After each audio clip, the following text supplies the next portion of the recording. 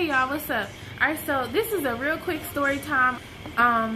So here's what happened. Me and my son, we went to the bank, and I ended up having to go inside the bank.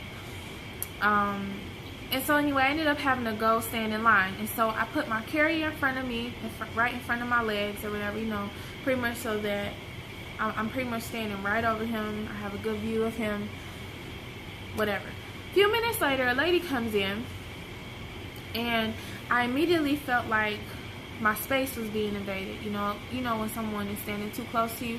So I turn around and like look around in my surroundings, whatever, and I just feel like she kind of way too close. So I moved me and the baby up, and we're about to be next in line.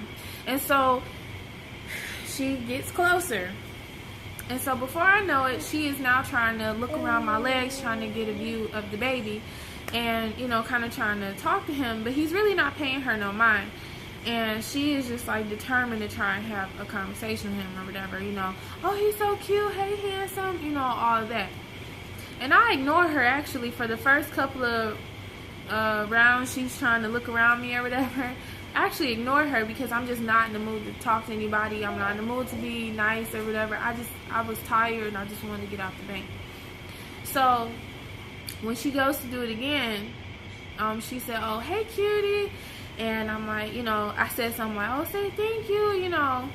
Obviously, he can't say all that yet, but, you know, just trying to, you know, not come off mean or whatever. So so she's still trying to like have a conversation with him. So we are now next in line, and she is so determined to like see more of his face. And I had already uncovered him, but some of the cover was still kind of draped over him. I kid you not. Next thing I know, she bends down. Sorry, y'all, I'm getting notifications. So she bends down and tries to uncover him, like some more. I'm like, see, now you're doing too much. I don't know you like that. You know, like kind of like back off. Like, what you think you doing? And she stands up and she starts trying to rub my back. This is my back, y'all. Okay, so she like, oh, I was the same way, and no, you have every right to be like that. And it's like, I know I have every right to be like that. I'm his mom. I know who I am. You don't got to tell me twice.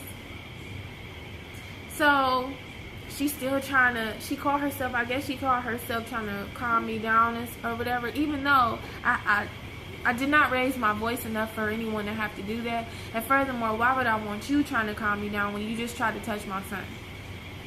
Right? Oh, it gets better. So then she goes on to try and describe to me her babies, and yeah, you know, I was the same way, I got kids too. I don't care. Like, now at this moment, I'm like all guards up. I have no interest in your personal life. I really don't care. And I don't understand why that's like the first thing that some people say once they feel, or you have now made them aware that they have violated your space, or, you know, especially when trying to touch your baby. It's like they do that. Some of them actually do that trying to relate. Some of them say it to actually try and justify. If you pay attention, I promise you, the human behavior is so interesting. So, but at this point, all of that is going in one ear, not the other. I really don't care.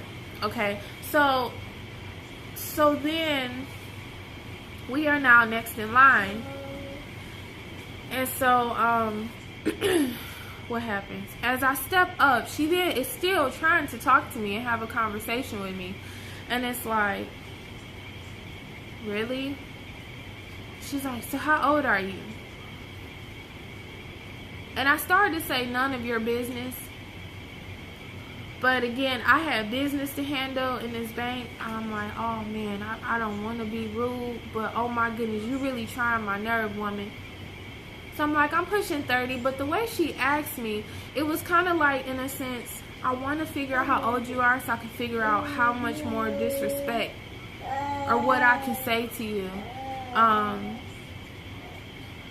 What I can say, like what else I can say to you You know, because some younger people, they can be married, they cannot be married. It don't give the right to older adults. And I'm not saying elderly, I'm just saying if they're older than you, they assume like you don't know nothing sometime, and that's not fair. You'd be surprised what younger people know, and vice versa, you know? Anyway, so I'm like, yeah, I'm pushing 30, and so then it's her turn to get up to the teller. And alright, so like I was saying, she proceeds to go up to the teller again, still trying to talk. And so right before she gets up to the teller, she makes the comment. Now this is where I'm like, oh, how dare you. She makes the comment, yeah, because you know, I thought she would have knew the call on my life. I promise you this is what she said. Knew the call on my life, or you know, like I was supposed to discern who she is, because she was like, yeah, because oh honey, I'm a pastor. Oh, I'm not like that, and I'm not like that, and I'm a prophet. And it's like, wait, what? I don't care who you are. That does not give you the right to touch my baby. Ever. But I could not believe she was trying to like throw titles out there, like I'm supposed to be like, oh my goodness, you're a woman. She was like, oh yeah, honey, I'm a woman of God, and this, that. I don't care. I go to church too. So what? What I'm saying is, I don't care about your titles. I don't care who you think you are or who you are self-proclaiming to be, because my spidey senses, my discernment did not give me no woman of God vibes. I'm just saying. In that moment, I'm like, so what? You a what? You a pastor? You a prophet? So what? I don't care. You still just tried to put your hands on my child. I should smite you. No, I'm just playing. But for real, y'all, I just cannot believe, like, is that supposed to make me feel better? Or my defense is supposed to come down because you telling me you got some so-called gifts?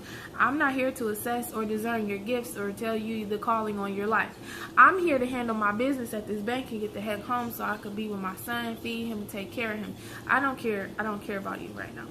And so, but the fact is, my point is the audacity of her to use some church jargon with me, and I knew she did it, and she was doing it in such a way like, oh, you young and you black and we in this part of town, so I'm assuming that's just the vibe I got. That may not have been what she meant, but that was the vibe that I was getting from her. So, but I'm just like, just because you talking about you a self-proclaimed, look, that probably sounds so shady. Whatever. I'm just saying, like, I don't, like I said, like I told her, I don't know you like that. Like, don't touch my baby. Flat out. What are you doing? And people, of course, are still looking. And we are not loud, like, arguing. She was louder than me. But she was loud in a sense of trying to convince me that she has all these nice sounding titles, therefore I had nothing to worry about. It hurt my feelings in a sense, like the Holy Spirit in me, it kind of like irritated that part of me, like, don't be out here trying to use God's gifts or callings to justify what you saying or doing.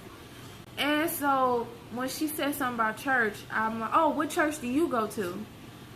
And I couldn't really get a clear answer.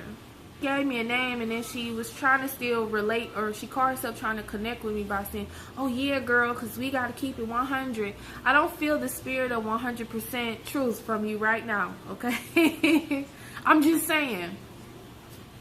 And then we somehow got on the subject of finances, and when she was like, oh yeah, I teach people how to invest too. No, you don't. You are invested in taking people's money. You're not. See, I'm just saying, you gotta be cool. You gotta be careful how you talk to people, because you don't know what people know. I promise you, you don't know who I am. You don't know what I know. You don't know who you talking to.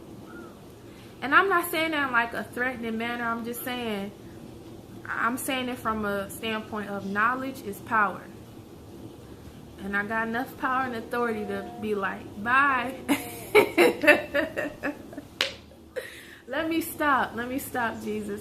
Okay, so I'm just saying, like, titles mean nothing. Furthermore, the prophets and pastors that I know, I can think of one good one in particular, but I ain't trying to say no names on here. I'm going to just say, that person, they don't brag and boast about who they are with all their gifts, okay? They don't do that. They are humble, and they see them the real ones, man. Like, you don't gotta brag and boast about your gifts or your callings to nobody. It is evident in how you walk and how you talk. And sure, we have our little you know, we all make mistakes or whatever. Don't get me wrong. Ain't nobody out here perfect. We all got some things we could work on, you know. But I'm just saying, you don't gotta brag about your gifts and callings to no one. Furthermore, you should not be using your titles, gifts, or callings to justify, like, bad behavior. You get what I'm saying? Like, that's just not cool. That is not the business. Anyway, after that little morning shenanigan, you know, obviously I've moved on, but I'm just like, wow. Church people need to cut that out, you know, because that's how you push people away from the church. You know, you don't, just because you at church every Sunday, that don't make you any better than me. Because like I said, the whole vibe of the conversation, yeah, she said what she said, but it was still all in somewhat of a condescending manner. What are your thoughts on this story? Anyway, that's it for the video, y'all. And I will catch y'all in the next one.